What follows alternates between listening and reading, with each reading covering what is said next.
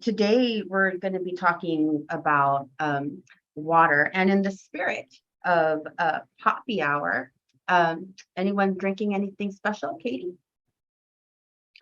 Well, I've got a little bit of kombucha left, just the dregs of that, and then one of my favorite beverages, good old H2O. Good old H2O. I've got tea. You can't see it in my spiffy pink and purple cup, but just regular everyday iced tea. Things that would not be possible without water. And to talk about water today, Krista from Metropolitan Water District. Everyone, please, please, please, we encourage you to put your questions in the chat, either here or on YouTube. We have Teresa and Nicole. And who else joining us from Metropolitan Water District that will be monitoring the chat? So you'll be able to get answers directly from MWD representatives. I'll answer the questions live, and other questions will be answered by Teresa and Nicole. Yes, in the chat. So thank you. So Krista, the floor is yours. Tell us a little bit about yourself. Oh, about me? Well, let's see. I am also drinking water straight from the tap. Little on the nose, but it is my favorite drink. So we didn't plan this. No, we did not. And it is straight from the tap, from my sink, fresh, clean, and delicious. So I've been working at Metropolitan for just over 4 years, but I've been in the drinking water industry for over 20. And I really specialize in outdoor efficiency. This is what I like to do. It's what I like to talk about. And I'm very excited to be here and have the opportunity to answer questions about drought-tolerant landscaping, the drought, anything that comes to mind, I'm happy to answer. I have a question. What's the difference between the drinking water industry and the other water industry? Like when I think of water, I just think of drinking water. Yeah, you can't drink all water, Brenda. I know that now. Well, we are definitely moving towards this idea of one water, where water just is water and it's used for different purposes and there's different quality to it. But generally in the past, we've distinguished between drinking water and wastewater. So there are people who work in the wastewater industry doing wastewater recycling and treatment and all that. And then there's people like me who work in drinking water and are focused on trying to bring clean, healthy water to the customers. Okay. Thank you for that. I didn't know that there was a distinction, so I learned something already. So Krista, the presentation is ready to go. Let me know when you want to get started. Absolutely. Let's jump right in. Next slide. Am I having technical difficulties already? There we go. So the first thing that I need to do is explain who Metropolitan is. We are not the name that you see on your water bill. So sometimes people don't know we exist, or they don't have a good idea of how to translate who we are to the water that actually comes out of your tap. So Metropolitan, we are the nation's largest wholesaler of water. We have, as we like to say, 26 customers. So the 26 customers are the 26 member agencies that you see on this map. And we cover 6 counties, 19 million people. We support a $1 trillion regional economy. And we import the water from outside of our area to this area, which is then sold to either cities or smaller wholesalers who then sell it to cities. So sometimes there's 2 or 3 layers before it gets to you at your home. But we are the ones that make sure that the water actually gets into this Southern California area. If you have a question about, who's my wholesaler, who's my retail water agency, other than checking your water bill, you can go on our website, mwdh2o.com, and put in your zip code, and it'll tell you who your water agency is if you're looking for it. Next slide. Why is it not going? Sorry. Oh, we have a slow cross dissolve. Yeah. So make sure you type in H2, the letter O, not the number O, because it's not that 0. will be something else. Yes. Oh my goodness. Thank you for making that distinction. Like it's H2O, the letter. O, the letter, not 0, the number. We used the 0 like a year ago in a tweet, and we still get people responding to it, correcting us. So don't repeat my mistake. It happens.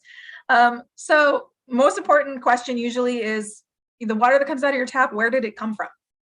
And where does Metropolitan get that water? We have two main sources of water that we import into the area. One is from what we call the State Water Project. So that's water that comes from rain and particularly snowfall in the Northern Sierras. It goes through the Bay Delta and then down the State Water Project aqueducts, canals to our service area. The other main source of our water is the Colorado River. So again, that's water that comes from snowfall in that area, rain in that area, and then makes its way through the Colorado River, through the aqueduct, and then into our service area again. Many of our member agencies have their own supplies as well. So for example, if you live in the city of Los Angeles, they have their own Los Angeles aqueduct that brings in water as well from a different source. We have agencies that have groundwater supplies, so they pump water directly out of the ground and treat it and give it to you. There's recycling, there's desalination. So there's a lot of different combinations of sources of water from what comes out of your tap. But the main sources of water are the two imported sources that Metropolitan provides. How much of our water is coming from our local rivers, like the San Gabriel, the Los Angeles, the Rio Hondo? It really depends on where you are. There are certain agencies that only use Metropolitan's imported supply. They don't have the ability to tap into anything else.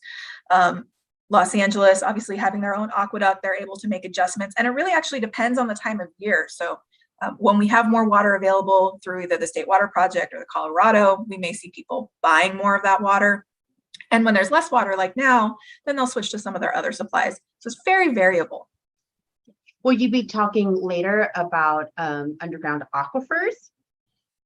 I certainly can. As a Metropolitan, we don't have any underground or groundwater sources, but many of our member agencies do. The ones that have that clean water available to them, they use it.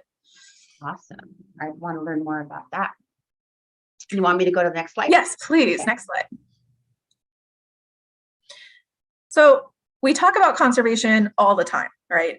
We had a campaign a few years back about this idea of saving water every day. We called it our 365 campaign. And that was when we weren't in the drought. It was this idea that even when we're not in a drought, we should be saving water. There's always this need for conservation. So why is that? Water is unfortunately a very limited resource, right?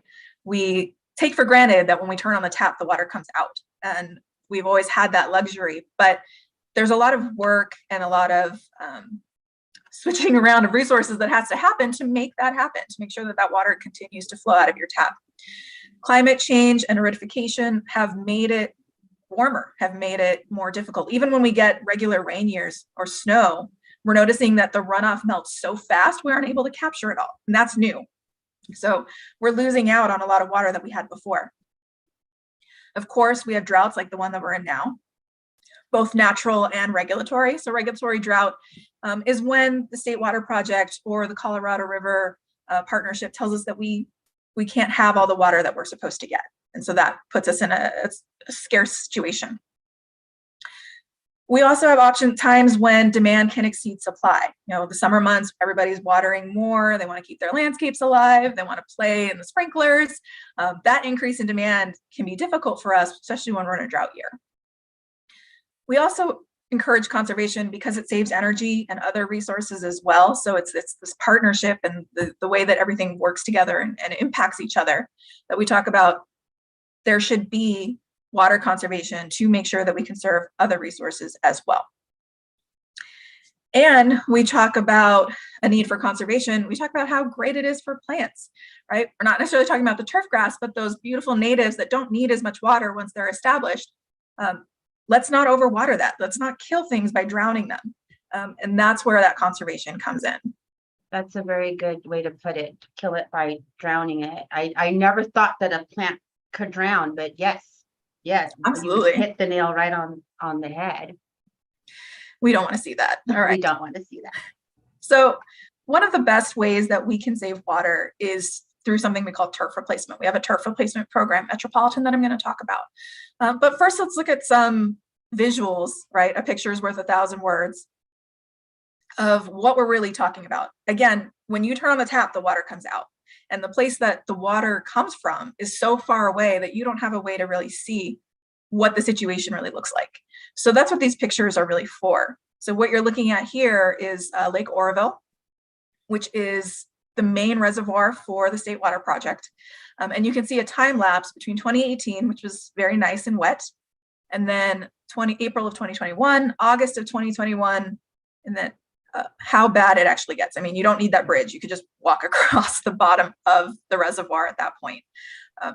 This situation is much more severe than we realize down here, again, because we don't see it. We don't see our water supply. Yeah, you say it's worth 1,000 words. The only word I can think of is wow. That's yeah, I can't even think of any words, just wow. Is this was 2018 an El Nino year? That's an excellent question. I actually don't know if it was an El Nino year, but fun fact, because I know you like those. I love those. If you look at a trend of El Ninos and La Ninas, they actually are equally wet and dry. So it's sort of a myth that an El Nino means a lot of rain. Sometimes they mean a lot of rain and sometimes they don't. So it's not actually a good predictor of whether or not we're going to get rain. Okay. I would call that a fact. I don't know how fun that one is. Yeah, It's fun to me because it's what I do for a living. it's fun because we're learning, but it's not fun because it's bad news, right? We're with you on that one. Is this Lake Powell? Is it? It's not a natural lake. It's a man-made lake. Lake Human-made? Oroville. Yeah, so this is Lake Oroville. Yeah, it's our one of our reservoirs. Yes. Wow, just wow. In 3 years, that water level really it's gone. Mm-hmm. So when you think about your water coming out of your sink or taking a shower, and think of trying to share all that little creek of water with all your neighbors and everybody in Southern California. So when we look at urban water use, the reason that we focus on outdoor use is that is where a large majority of the water is used, particularly in the summer. The indoor use has gone down, faucets 6%, toilet flushing about 11% of your use. Nothing that's too over the top, but for landscaping, it can be anywhere from 60, 70, sometimes even 80% in certain parts of our service area of water that's going on your landscapes. And that's for grass. And most of the time, I mean, that's the majority of the landscapes in Southern California. So we focus on outdoor because there has to be a way to decrease that number. That's the easy get. That's our bottom line of, it's not water that you need for health and safety. It's not the water you need to shower or cook with. So it's extra water, and that's where we want to focus. Yeah, water for health and safety, that puts it into a new perspective. For me, when you use that terminology, that's thank you for that. Absolutely. I mean, that's an important point, that we are committed to making sure that we have clean and plentiful water for health and safety. And we need to cut back sometimes to make sure, from our outdoor watering, to make sure that happens. Yeah. So Metropolitan has had for many years, and still does have, our turf replacement program. It has changed. So if you remember our turf removal program from the last drought, it was a very different program than what we have now. During the last drought, we were really focused on water savings, and that was it. You know, we wanted to make sure that we got all the water savings that we could to get us through the drought. In this case, we still are focused on water savings and water efficiency, but we've added a lot of sustainability features to it as well, because we understand how important that is. I don't need to tell you at Theodore Payne how important that is. I mean, you know it even better than we do, likely.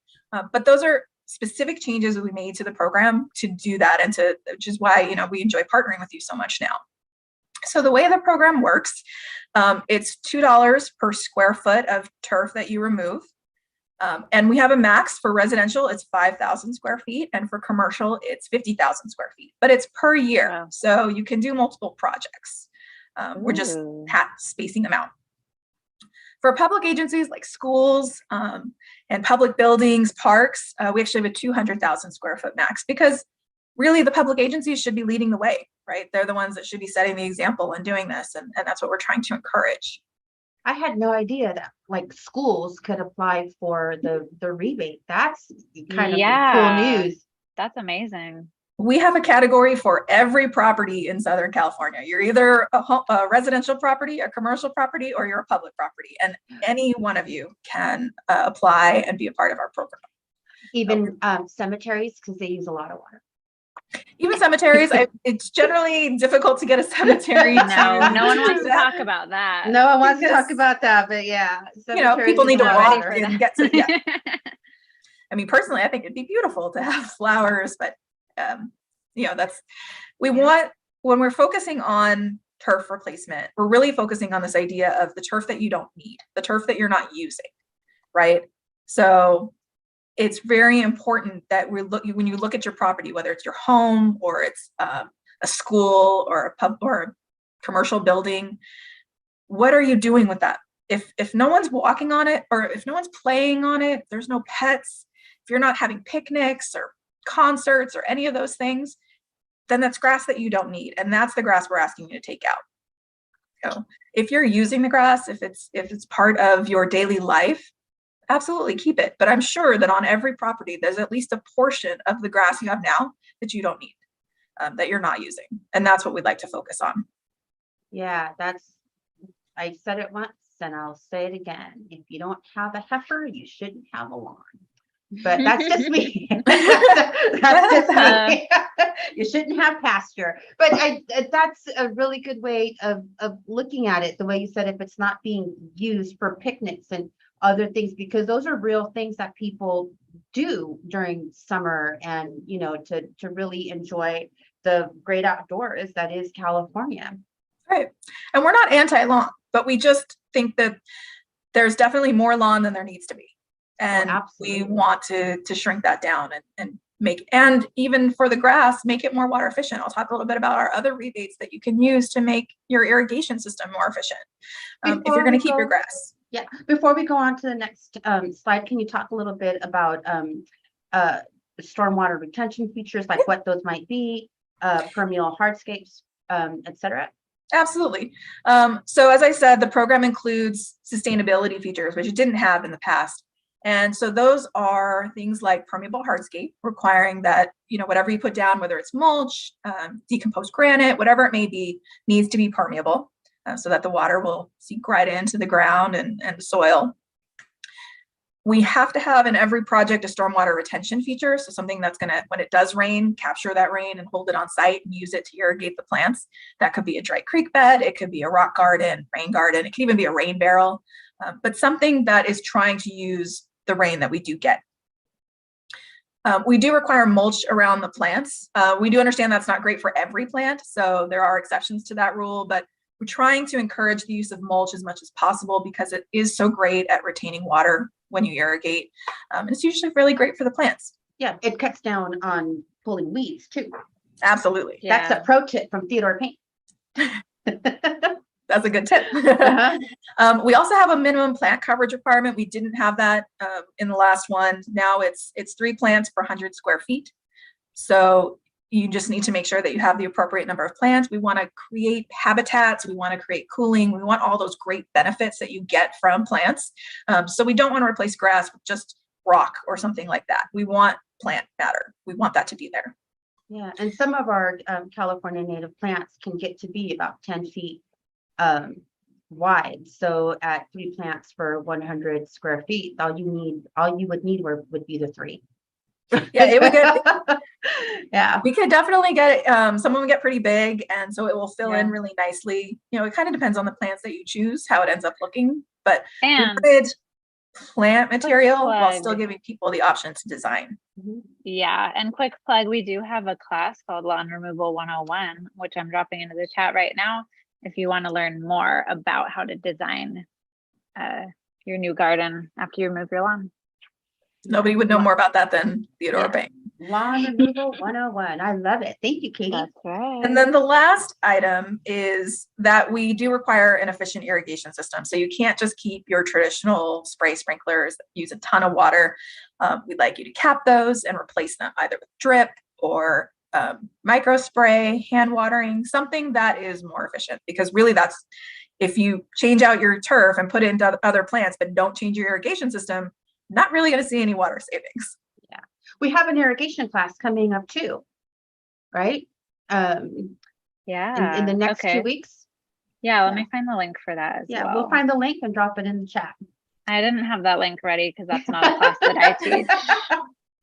She's just plugging her own class. It's okay. So as I said, we have a lot of really beautiful landscapes that come out of our turf replacement program. I just grabbed a few quick pictures. Even this, there are even more beautiful ones than this. I mean, you know, you look at it, the great thing about this project here is you can see that dry creek bed that I was talking about. So it's a beautiful stormwater feature. It makes a really pretty design element as well. It makes the landscape more interesting in my mind. And it's functional. I love it. And they have a tree. I mean, the importance of having a tree in your landscape, you just don't know. And I see what looks like yarrow. That yarrow is going to get pretty big. This looks like it was just a fresh planting. Yes, these are fresh. So the pictures are, these plants haven't quite grown in yet. So, go back a year or two. And babies. They're going to be huge in a couple years. Exactly. And the native trees are my favorite. So I always love it when a project has some trees. We love trees. And here's another example. Again, brand new, looks pretty small. You give it a little bit of time, it's going to grow in. It's going to look really beautiful. But another gorgeous dry creek bed that they're using to capture their rainwater, which is perfect. And I see in the background that there is a hillside. So that means that this property is in the urban wild interface where fire is a very real thing. And that's why they're not using the mulch and they're using what looks like DG. Correct. Okay. Yeah, we do have exceptions to our mulch requirement for properties that are in very high fire risk severity zones. We understand we clearly do not want to put any property or people at risk. And so sometimes they have to make the decision to not use organic mulch and go with a different option, but it's still permeable. So it still serves a purpose. Yeah. And that looks actually pretty good. Those are the grass in the front is going to get pretty big. I see the, right. This is just right after they were planted. So all that stuff is going to grow in and fill out really nicely. It's not very nicely. Have any of the people that you've given the rebates to, has anybody made comments about how much more wildlife they're getting, like birds and bees and bird songs?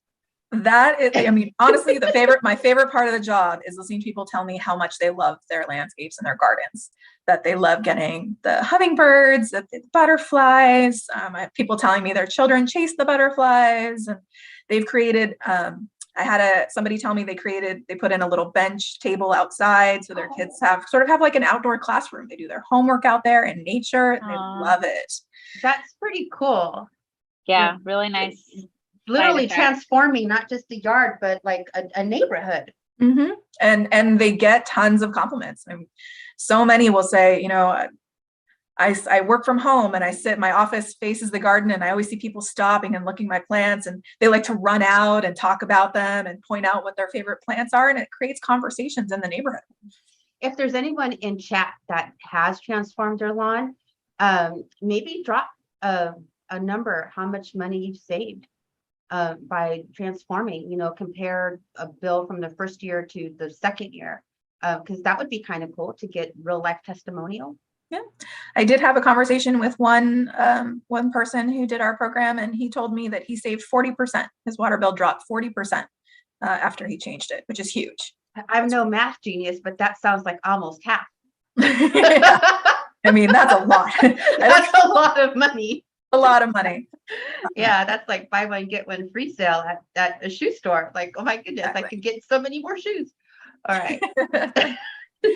So we do have, I'm sorry, you probably need to click again. I don't know why this one's piecemeal a little bit. And again, we do have other, sorry, and again, one more time. There you go.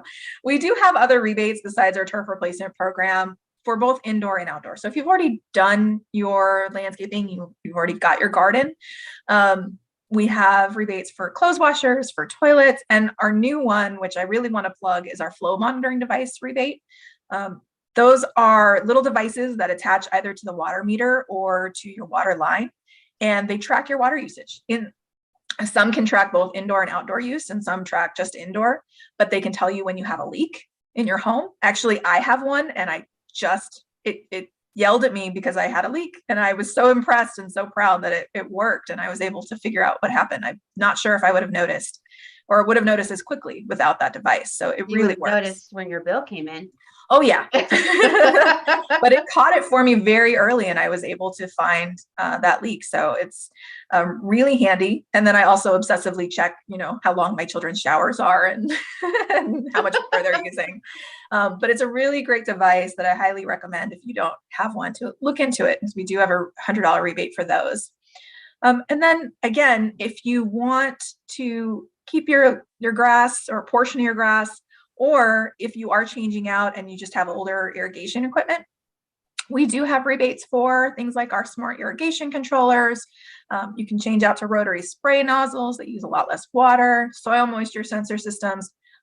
You can combine rebates. So you can, do the turf replacement program and get a rebate for the controller at the same time and save extra money.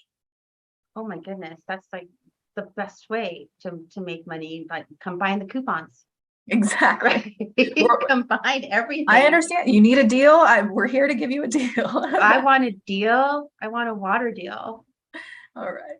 Another one is that I really like, because I think it simplifies everything. Again, for our turf replacement program, we do have that stormwater feature requirement, rain barrels and cisterns to qualify, and we have a rebate for those as well. So you can get your rain barrel or your cistern for your turf replacement project and get a discount on it through our rebate program.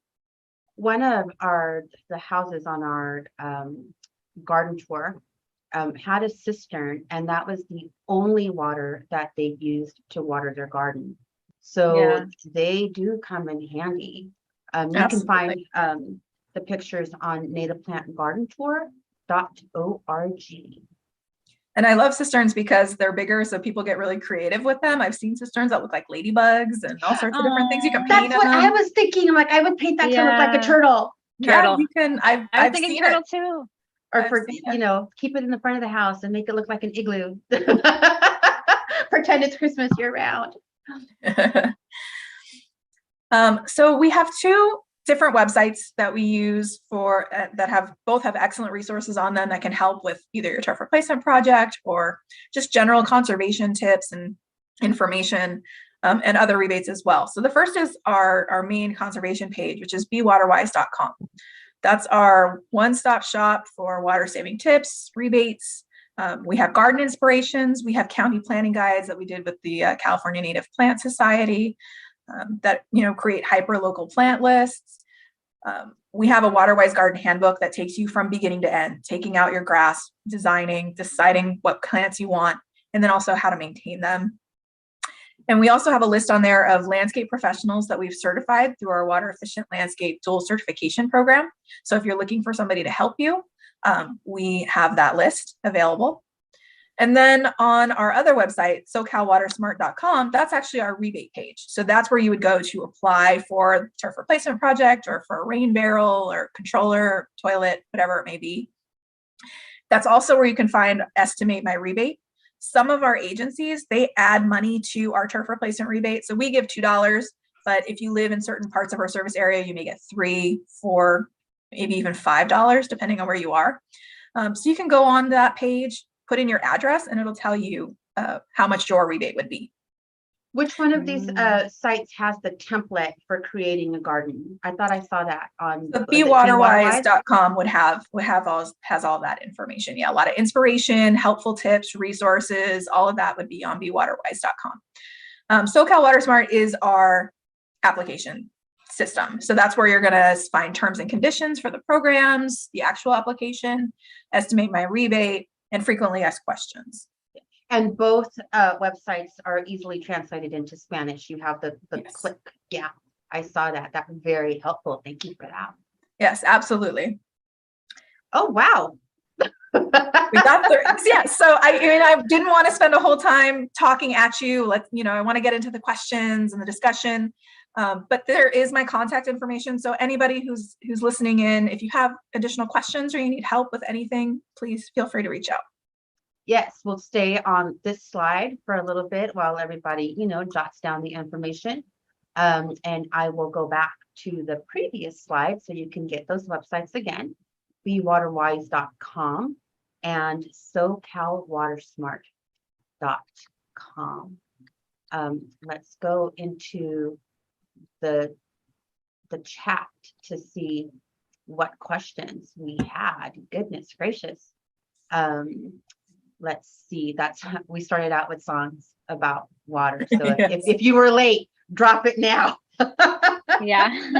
If you were late, drop it down. First questions from Robin. Mine says LADWP, but my bill is paid to the city of Alhambra. So do I qualify for the rebates? So that actually got answered In by, yes, in the chat. But that's, I think, a question that a lot of people How do you find? would Yeah, have. How do you find? I would highly recommend in that case to go to estimate my rebate on the SoCal WaterSmart website and put in your exact address, and then it's going to tell you what you qualify for. From Stanley, what rebates are people in Altadena qualifying for? Because Altadena is not a city. It is a neighborhood. It's an unincorporated community, right? So the unincorporated parts of our service area still qualify because they're usually controlled by a water, I mean, they still have a water agency. It may not be attached to a specific city. Say, for example, Long Beach Water is for the city of Long Beach. However, for example, I live in an area that's covered by Walnut Valley Water District. So I live in an unincorporated area, but my water agency is still a member of Metropolitan, and I can still qualify for the rebates. Thank you. It looks like Stanley got his answered in the chat as well, but very, very great question. Let's see, let's keep going down. We could work backwards if we want to, because a lot Start of at the people just bottom. drop them at the end. A lot of people, can you get a turf replacement rebate if your current grass area is dirt right now? So that's a little bit of a tricky question for us. We understand for the drought, most people turned off their irrigation system, which we appreciate. So if you have dead or dying grass, you do still qualify for the rebate. The issue is that since it is supposed to be water savings, if you have dirt, there's not a water savings associated with that because you don't have grass anymore. What we can do is take a look at how long ago you changed out your grass to dirt. If it's very recent, we might be able to make an exception for that. But we really are looking for live, dead, or dying grass. Bare dirt usually does not qualify. Dead or dying. Thanks, So if Krista. it's not bare dirt, if it has grass that is yellow, because that's not dead yet, it still has some chlorophyll, right? So Right. It could come back from the dead. It can come back. It will come back from the dead, yes. Yeah. So there you go. We just gave you some clues. Maybe paint it green. No, we're don't not say saying that. that. Don't say. Don't Brenda, do that. people will actually do that. I I've seen actually that. saw that the other day. I actually walked by somewhere that they had just spray painted their dead grass green. Instead of doing that, apply for the turf replacement program and take out the dead grass and put in Well, something I else. think that goes to speak to the idea that grass is there for an aesthetic value. So you can color it green and get the same effect without having the benefits of having the habitat. And I think that when people realize that it's just there for looks, maybe that will change their mind. Yeah. Okay. So from Catherine, my HOA. Ooh, that sounds bad already. I think I know where this is going. Go ahead. My HOA would like No, it's to actually replace. good. It's good. Yeah. My HOA would like to replace its parkway grass. Do we need to get a permit for the city of LA where we are? We need an 18-inch buffer along the curb. If we use pavers, do we need a permit? So that's like 3 questions. Do they need a permit? The 18-inch buffer has to be there, and it's an HOA involved. So that's a lot of info. Yeah, so for our turf replacement program, we do have language that says that you do need to follow all local ordinances, restrictions, rules, whatever that may be. So if City of Los Angeles requires that 18-inch buffer area, you would still need to follow that. We aren't going to ask you for your permit. We're such a big service area, we don't have the ability to do that kind of check. But we encourage everybody, before you start one of these projects, check with your local water agency, check with your city, and make sure that whatever you're going to be doing meets their requirements. Okay. Speaking of city requirements, the 2-week hold. The Mhm. ban, Yeah, watering ban. how is that gonna affect people's turf watering, the rebates, et cetera? Yeah, so for backing up, for those of you who don't know, Metropolitan currently has a 2-week request that we do not water outdoor at all for parts of our service area. It's mostly Los Angeles County, most of Los Angeles County. And the reason for that is that we did have a leak in one of our pipes that brings water from the Colorado River. It's called the upper feeder.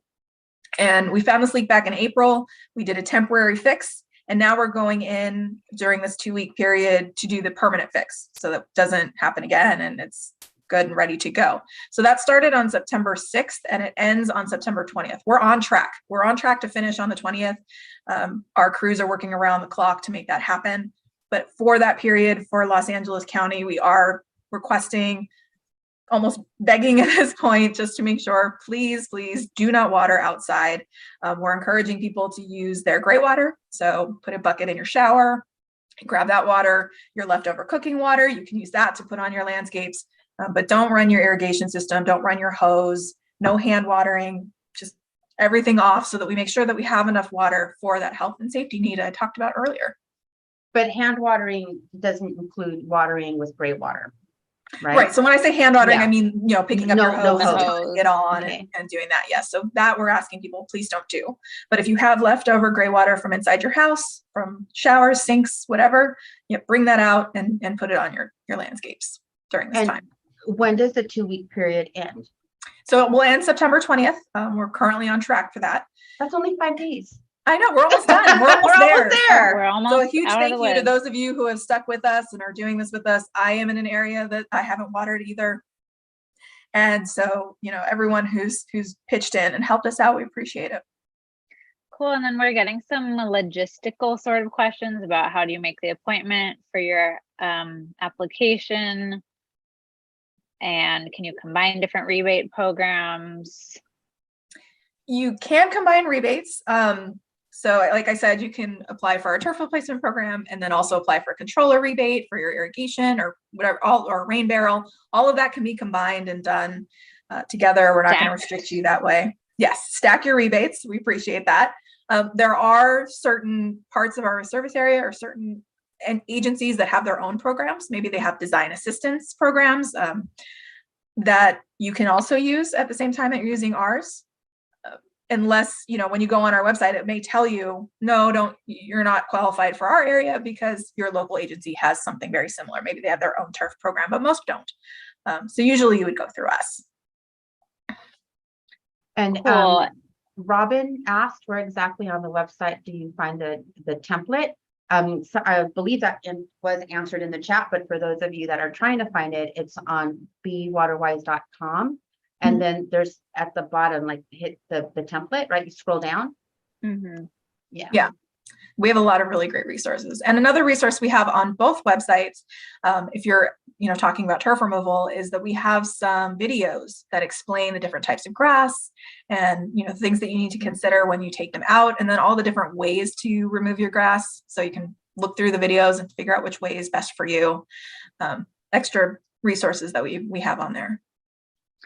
And then Catherine was wondering if pavers count as a water retention feature because water can pass between them. So is that a stormwater capture feature? So it wouldn't be considered stormwater capture. It would be considered permeable if there's enough space between them. So you could put pavers in and still have what we would call a permeable hardscape because there's space between them for the water to collect and to drain into the soil.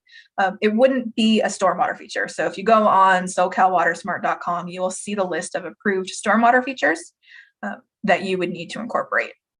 Yeah, so that would be something like a swale or a dry creek bed where it is a place where the water will drain down quickly and collect. And then once it's collected, it kind of seeps down into the soil. So it wouldn't just be your normal ground underneath pavers. So like water will still just run off of that. Right. rain chains that lead into that dry creek bed.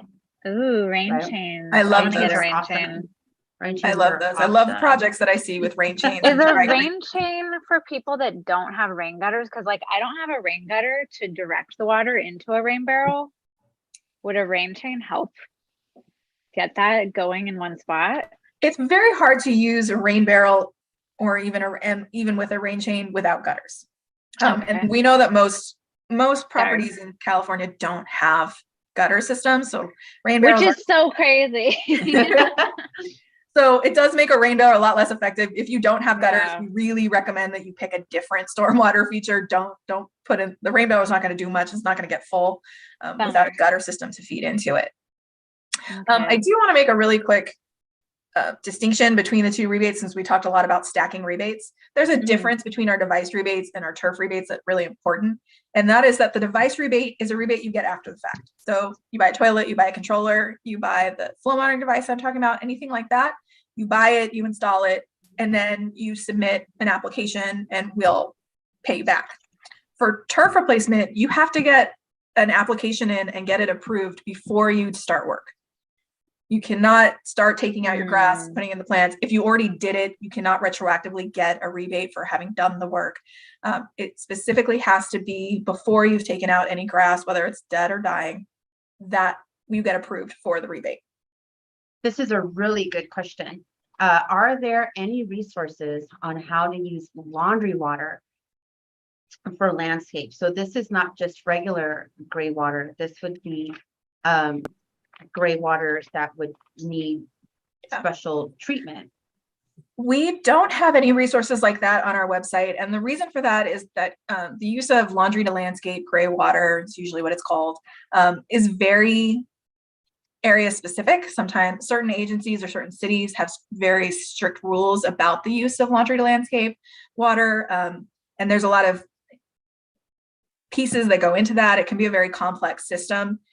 So we like to focus on what are the simple gray water ways, the bucket and the shower and those things like that don't require that much commitment or effort.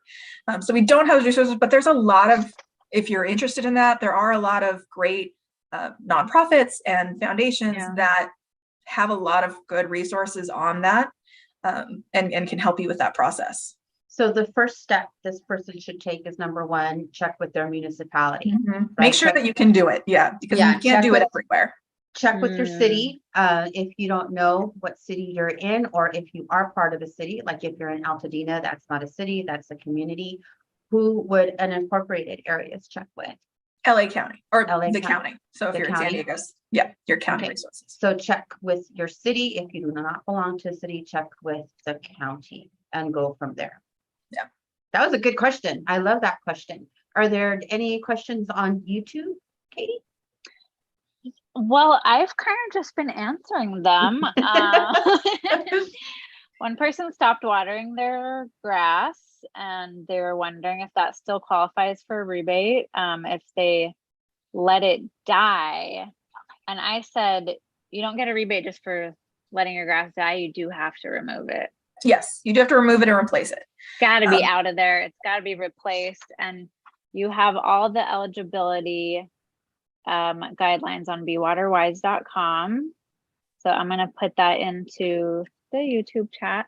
And then, take the lawn removal 101 class. Yeah.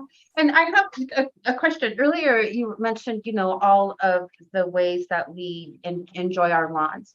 Let's say you have a lawn and it's 10 by 10 and you take out everything except a little strip in the middle where your dog can walk.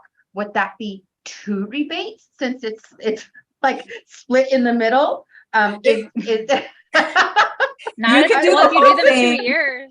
I mean, if it's over 5,000 years. square feet, you might want to do it over a 2-year period so that you can get a higher rebate.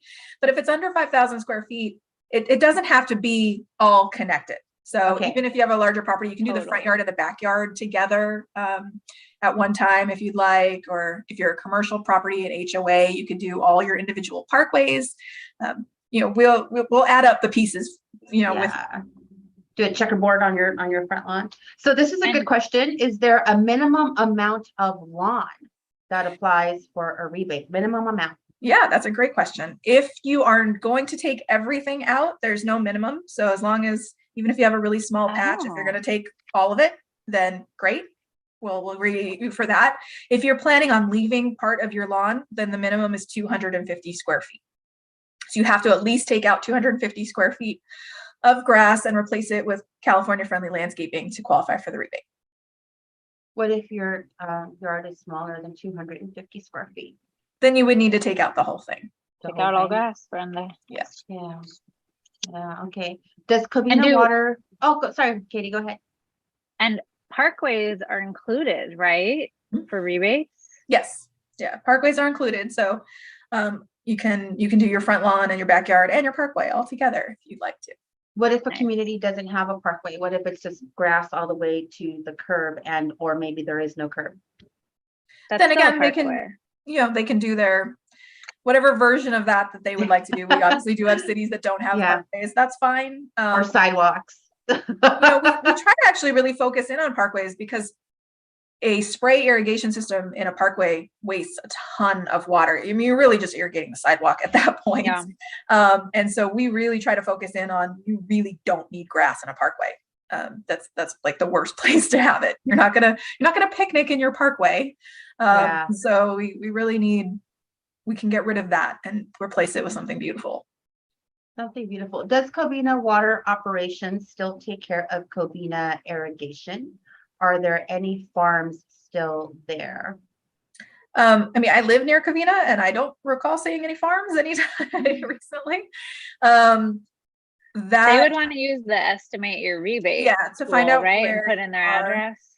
If you're talking about public irrigation, it's probably the city, that usually handles irrigation. The individual cities handle irrigation for like the parks and the medians and all of that. Yeah. And for Okay. anyone that's confused, when we're saying parkway, we are talking about the grass between the sidewalk and the curb, or the Yeah. sidewalk and the street. Also called a health strip sometimes. People have many different colorful names for that Yeah. area. Let's see, this was a good question. If I kill the grass, theoretically, if I kill the grass between the sidewalk and the curb and replant that, does that area count, or is that technically city property? So we understand that parkways are almost always city property, but they are maintained by the homeowner. So you can still include them in your rebate application and in your project because you're responsible for the watering of that area. Yeah. Can I So- share an opinion for Stanley? I'm looking at his question too. I'm Brenda, like, were oh, you gonna Stanley. answer?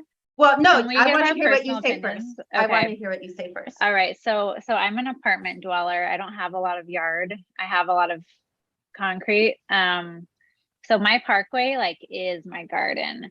And so Stanley said, I wonder if a dry riverbed would be good for a parkway, or if that would be a safety issue. People could stumble over it. I'm in favor of dry riverbed or swale or some sort of stormwater capture in the parkway because it's right before the curb. It's so close to that water just washing away and being gone forever. I think it's a great opportunity to infiltrate that water back into the ground. People are washing their cars and it's coming down the sidewalk, down the driveways. It's just like, boom. I want it to go back into the ground right there before it goes away forever.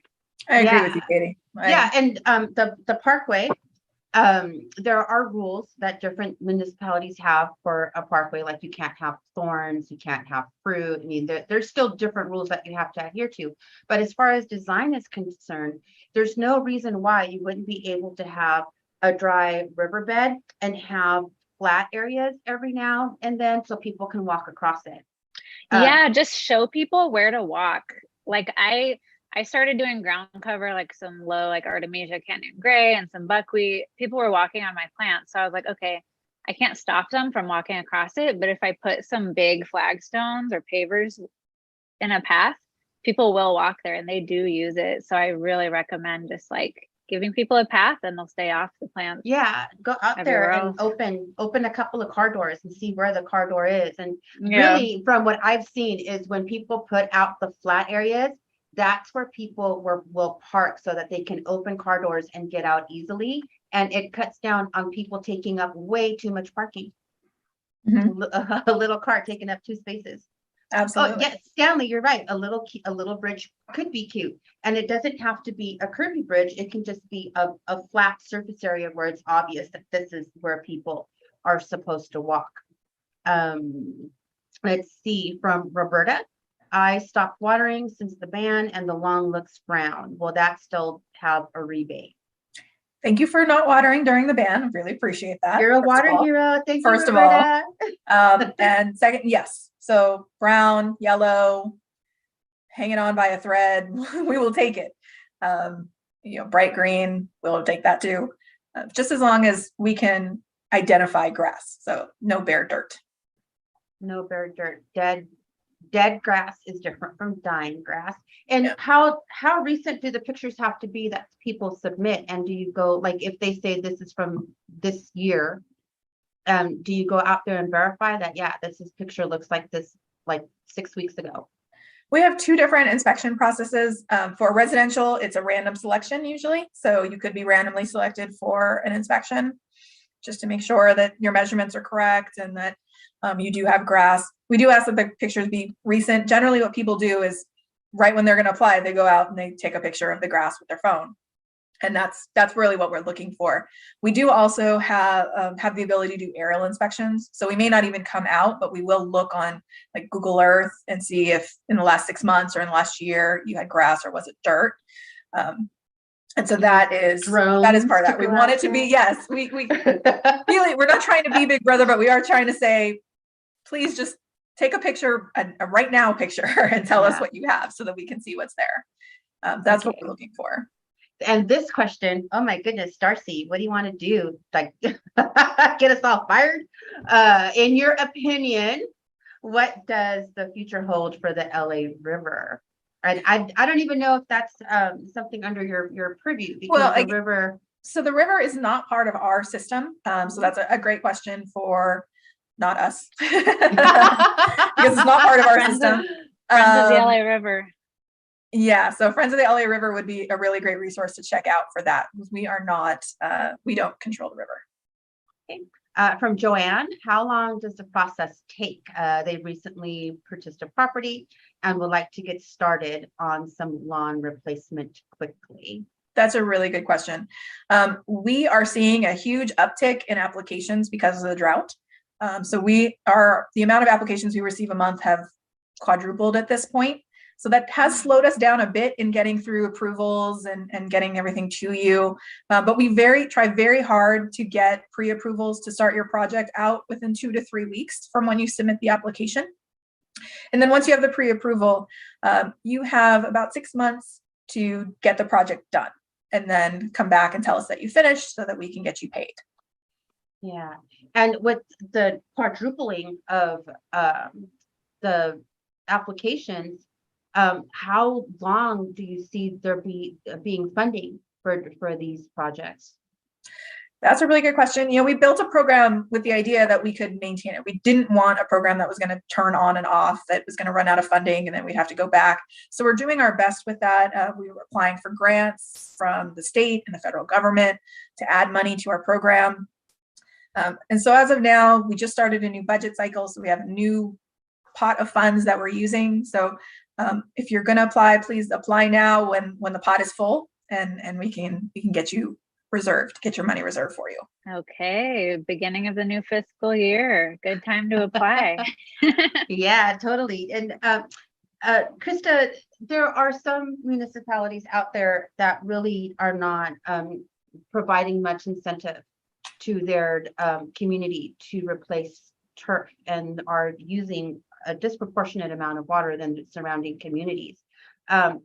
Does MWD have any plans to address that? So we do work very closely with our member agencies and their retailers on water efficiency. We have monthly meetings to go over our programs and how they can participate and how they can market our programs to their customers if they don't have the ability to do it themselves. Many of our smaller agencies, the issue is just resources. They don't have the staff, they don't have the budget to commit to, adding funding to our rebate or something like that. But they do direct their customers to us so that we can help them.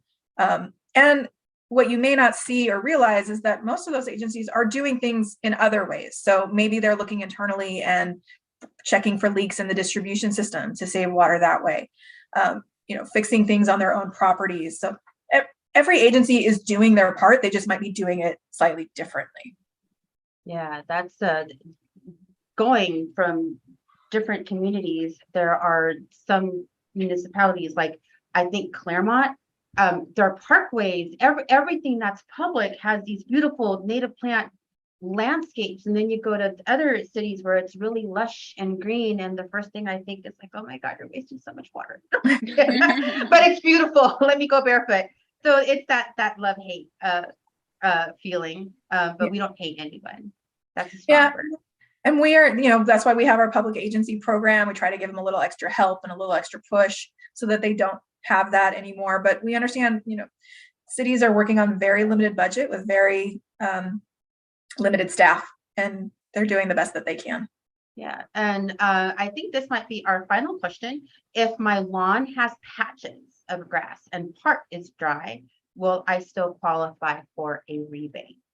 So if the grass is making sure I understand, if the grass is patchy green and then patchy yellow or dead, that we'll cover that whole area. That whole thing will qualify. If you have patches of grass and then there's dirt, so you have greener part here and dirt's over here, we're going to subtract out the dirt area. So it's going to just be the grass. Okay. Interesting. But I learned so much. Oh my goodness, Krista, thank you. Yeah, to you and to Nicole and Teresa, for everyone from Metropolitan Water District for being here and for sponsoring Poppy Hour. Thank you. We wouldn't be able to do this without you. Katie, and for everybody else, this is a fun question. What kind of flower does not need water? What kind, Brenda? I'm glad you asked, Katie. Origami flowers. If you don't know, we have a really fun origami class coming up, not next week, but the week after that, how to make origami native plants. That's a class offered by Theodore Payne. You can find it on our Eventbrite for classes. And we're starting off October. Our next Poppy Hour is October 6th. And Ron Espiritu will be here with us talking about the magical art of bonsai. So you can grow a tree in a pot and make it look beautiful, and that still will save water because it's such a small space, right? So that's coming up. It's up on our Eventbrite as well. Katie's class for lawn removal 101. We have irrigation classes coming out. Check out our Eventbrite for all our upcoming classes. We did have one more question. Let's make sure we get it answered. At the very end that I'm sure you must get all the time. You thought we were out of the woods, but there was a big question. Bring it on. Bring it on. If you still have any energy left, okay, 6:59. Bring it on. We have to get it in. Darcy has asked, we live right next to the ocean. What are the plans for more desalination plants? And I have heard this asked a lot, so I would like to just get it into this video while we have you. Yes, what about a question that we do get a lot, understandably. Desalination plants are very difficult to build and to maintain. Politically, they're very difficult to build. If you recall, there was one that they worked for years and spent millions of dollars, and then they didn't get the permit. So it's gone now. What we try to focus on is, and they're very expensive. The main issue is that the water that's produced from desalination would cost a lot of money.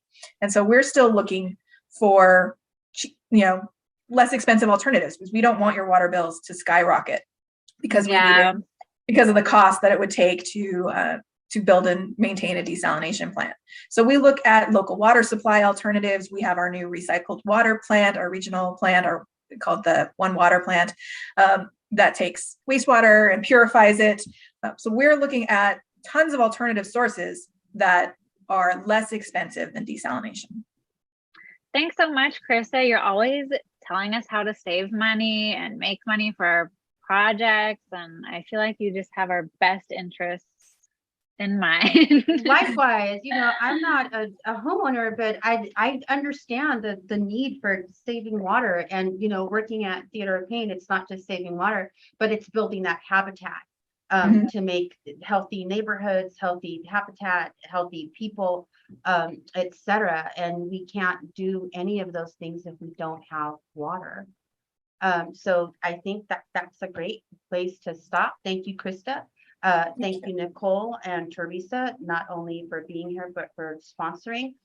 Everyone that had questions about the Eventbrite, I put in the chat the link specifically for the bonsai class. Katie put in the link for all the upcoming classes. And there's also a link in there. If there are any Spanish speakers here, we're doing a program with the LA County Library, Plantas en Español. So that's there as well. Thank you, Katie, for being Thanks, here. And Brenda. we did this at the same time. Oh my goodness. We're twinning. Thank you for being amazing, everyone. And good night, everyone. And thank you for being here. Good night. Thanks You for on tuning October in. And if you're watching on YouTube, be sure to like this video, hit that subscribe button, and hit that notification bell to find out about our upcoming videos.